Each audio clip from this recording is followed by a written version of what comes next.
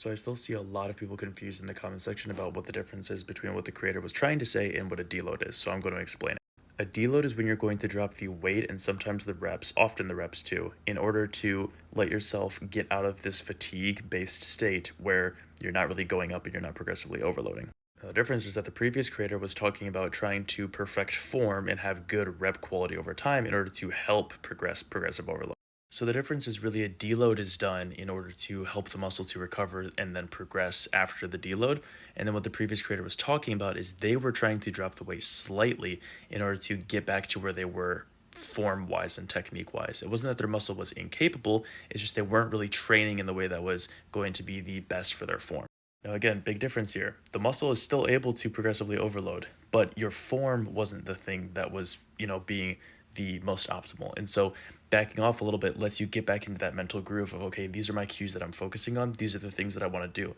Example would be a chest supported row. You're trying to perform that retraction of the scapula. If I go up in weight, and for a couple sessions of training, I'm doing really, really good about that. But then one session comes around and I start cheating a little bit, and then I start cheating a little bit more. I might want to drop the weight by about 5 pounds. That way I can get myself back into the phase of, fully being perfect with my form. That's not a deload. That's just dropping the weight slightly to make sure that my technique is on point. Because am I really progressing if my form is decaying while I'm progressing? I don't think so. A comparison outside of lifting that I can draw is instead of being a runner that's running a 10K and that's your running for the day, and you were doing a deload, that would maybe be only like 1 or 2 miles. Whereas what the creator is trying to talk about in now like running terms here is instead of doing a 10K, you do a 5K, but that 5K you're really focusing on your form because let's say you have really bad like heel hitting, you're hitting your heel into the ground a lot because when you run that long of a distance, you have form decay when it comes to your running.